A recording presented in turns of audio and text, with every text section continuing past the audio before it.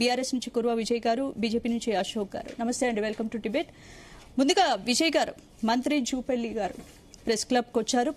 అసలు ఏంటి, ప్రజలకు కొత్తగా ఏం చెప్పాలనుకుంటున్నారు? జూపల్లి ఇది ఒక రాజకీయ స్టంట్ అనుకోవచ్చా? జూపల్లి చెప్పిన దానికి, రేవంత్ చెప్పిన దానికి అసలు పొంతలే లేదని హరీష్ రావు కౌంటర్ ఇస్తున్నారు. ఎలా చూడొచ్చు ఈరోజు జరిగిన ఇన్సిడెంట్ని?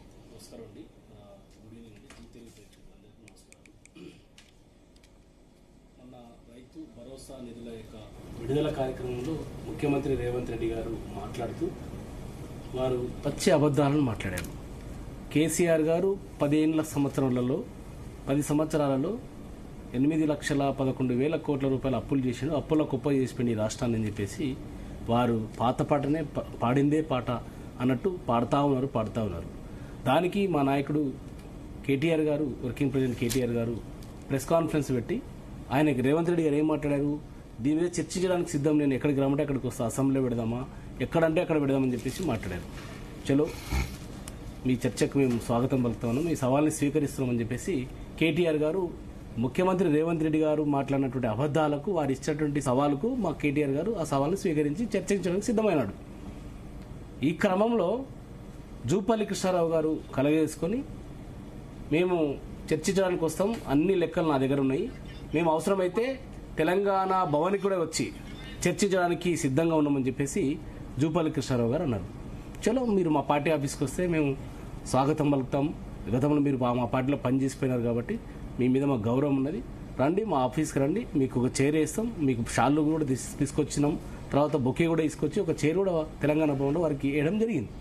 కానీ తెలంగాణ భవన్కి రాకుండా జూపల్లి కృష్ణారావు గారు లేదు నేను అమరవీరుల స్థూపానికి వస్తానని చెప్పేసి వారు మాట్లాడారు. చలో అమరవీరుల స్థూపం కాడికి రావంటే అక్కడికి కూడా వస్తామని చెప్పేసి మా పార్టీ ఎల్పీ ఉపనాయకుడు హరీష్ రావు గారి నేతృత్వంలో ఉన్నటువంటి టీం మొత్తం కూడా ఒకవైపు తెలంగాణ భవన్లో జూపల్లి గారు వస్తేనేమో అని చెప్పేసి కేటీఆర్ గారు అక్కడ చేరేపించి ఆడ కూర్చున్నారు, ఇంకోవైపు అమరవీరుల స్థూపం దగ్గరికి మేము కూడా చర్చించడానికి సిద్ధంగా అని చెప్పేసి బయలుదేరుతా ఉన్నటువంటి పరిస్థితుల్లో చర్చలకు పిలిచింది వాళ్ళే, సవాల్ చేసింది వాళ్ళే, చివరికి తోక ముడుచుకొని పారిపోయింది కూడా వారే. నిజంగా మీకు చర్చించాలనేటువంటి చిత్తశుద్ధి ఉన్నట్లయితే మేము మీ దగ్గరికి, మీరు ఎక్కడికైనా మాకేం శశభిషలు లేవు, మీరు ఎక్కడ పిలిస్తే అక్కడ చర్చించడానికి సిద్ధంగా ఉన్నాం. ఎందుకంటే తెలంగాణ ప్రజలకు వాస్తవాలు తెలవాలి, తెలంగాణ ప్రజలు గందరగోళమైనటువంటి పరిస్థితిని కాంగ్రెస్ పార్టీ సృష్టిస్తుంది కూడా, ఆ తెలంగాణ సమాజానికి ఫ్యాక్ట్స్ తెలవాలనేటువంటి సంకల్పంతో బీఆర్ఎస్ పార్టీ ప్రయత్నం చేసింది. మేము తెలంగాణ భవన్ గేట్లు దాటిన తర్వాత పోలీసులు వచ్చి అరెస్ట్ చేసి హైదరాబాద్లో రకరకాల ప్లేస్ల రోడ్లలో తిప్పుకుంటూ చివరిగా కంచన్బాగ్ పోలీస్ స్టేషన్ తీసుకెళ్లి మమ్మల్ని అక్రమంగా అరెస్ట్ చేసినటువంటి, నిర్బంధించినటువంటి ప్రభుత్వం రేవంత్ రెడ్డి గారి ప్రభుత్వం. ఇక లెక్కలు చూస్తుంది, నేను వాస్తవాలు కూడా తెలంగాణ సమాజానికి జీ తెలుగు ద్వారా చెప్పేటువంటి ప్రయత్నం చేస్తాను.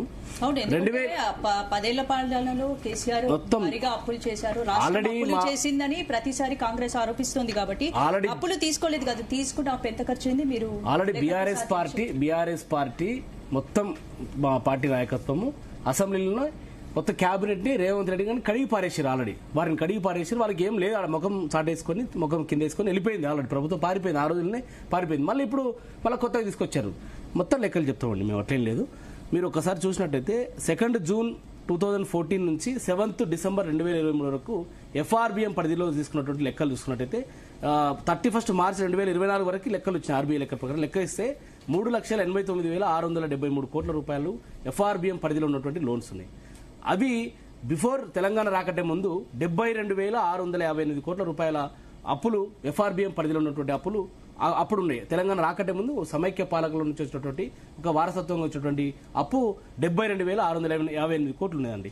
అయితే దాంట్లో మనం డిసెంబర్ 7 నుంచి మార్చి 31, 2024 వరకు లెక్కేసినట్లయితే అవి ఎఫ్ఆర్బిఎం పరిధిలో ఈ ప్రభుత్వం తెచ్చినటువంటి అప్పులు 15,118 కోట్లు. ఇవన్నీ లెక్కలు తీసినట్లయితే ఈ 15,000 కోట్లు, అవి 72,000 చిల్లర కోట్లు, అవి 87,776 కోట్లు. ఇవన్నీ తీసేస్తే 3,01,897 కోట్లు మాత్రమే బీఆర్ఎస్ పార్టీ హయాంలో, కేసీఆర్ గారి హయాంలో ఎఫ్ఆర్బిఎం పరిధిలో ఉన్నటువంటి లోన్లు అని చెప్పేసి ఆర్బీఐ లెక్కలు చెప్తా ఉన్నాయి, కాగు లెక్కలు చెప్తున్నాయి. ఇది భారత పార్లమెంట్ ఇచ్చినటువంటి సమాధానం కూడా. ఇది మా లెక్క కాదు, ఇది బీజేపీ సభ్యుడు అడిగినటువంటి ప్రశ్నకు నిర్మలా సీతారామన్ గారు ఇచ్చినటువంటి సమాధానం. వాస్తవాలు చేయాలి మీరు, దయచేసి మాకు టైం ఇవ్వాలి మీరు. అయితే మీరు వీళ్ళు ఏమంటారంటే ఇవి ఎఫ్ఆర్బిఎం పరిధిలో ఉన్నాయి, మరి రాష్ట్ర ప్రభుత్వమే ఏది గ్యారంటీ ఉండి తీసుకొచ్చినటువంటి లోన్లు ఉన్నాయి కదా, మరి వాటి సంగతి ఏంటని చెప్పేసి అడుగుతా ఉన్నారు. వాటిని కూడా నేను చెప్తాను. నేను అయితే 2023 డిసెంబర్ 7th వరకు 1,27,208 కోట్ల రూపాయల అప్పులు రాష్ట్ర ప్రభుత్వం షూరిటీ ఉండి తీసుకొచ్చినటువంటి అప్పులు ఉన్నాయి.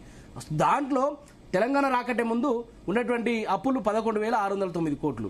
సో ఇవన్నీ లెక్క చేసినట్టయితే 1,15,599 కోట్ల రూపాయలు బీఆర్ఎస్ పార్టీ హయాంలో వివిధ లోన్లు, వివిధ కార్పొరేషన్ల ద్వారా తీసుకొచ్చినటువంటి లోన్లు.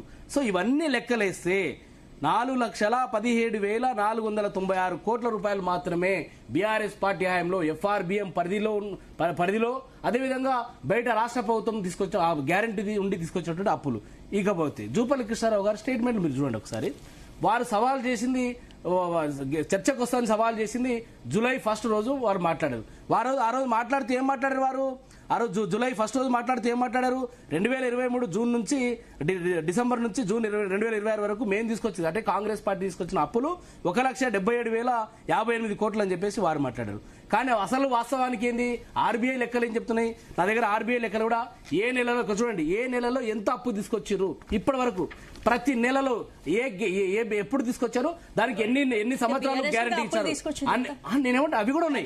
అధికారంలో ఉన్నప్పుడు బీఆర్ఎస్ అదే మేము చెప్పాం కదా, ఇప్పుడు చెప్పాం కదండి, 3,01,000 కోట్ల రూపాయలు మాత్రమే 9.5 సంవత్సరాల్లో ఎఫ్ఆర్బిఎం లోన్ తీసుకొచ్చామని. అయితే ఆర్బీఐ లెక్కలు ఏం చెప్తున్నాయి? వీళ్ళ లెక్కలు 1,86,067 కోట్ల రూపాయలు ఉన్నాయి తీసుకొచ్చినది ఆర్బీఐ లెక్కలు చెప్తున్నాయి. కానీ వాస్తవానికి రేవంత్ రెడ్డి గారు, ముఖ్యమంత్రి గారు ఎఫ్ఆర్బిఎం లెక్కలు అదేవిధంగా వివిధ కార్పొరేషన్ల ద్వారా మేము తీసుకొచ్చిన ఒక నిమిషం మేము లెక్కలు ఒక నిమిషం ఇంపార్టెంట్ అండి, ఇంపార్టెంట్ 2026 మార్చి 18న అసెంబ్లీలో ముఖ్యమంత్రి రేవంత్ రెడ్డి గారు ఇచ్చినటువంటి స్టేట్మెంట్, అఫీషియల్ స్టేట్మెంట్ ఇది, నేను చెప్పిన మాట కాదు.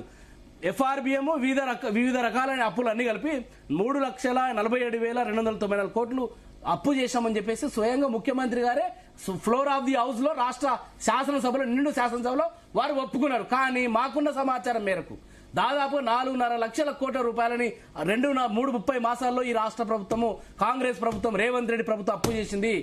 వారిచ్చినటువంటి హామీలని అమలు చేయలేక, గ్యారంటీలను అమలు చేయలేక ఈ రోజు రాష్ట్ర ప్రభుత్వము అప్పుల పాట పాడుతూ ప్రజలను ఏమార్చేటువంటి ప్రయత్నం చేస్తుంది, ప్రజలను మోసం చేసేటువంటి ప్రయత్నం చేస్తా ఉంది. సవాళ్ళ పర్వం కంటిన్యూ అవుతూనే ఉంది.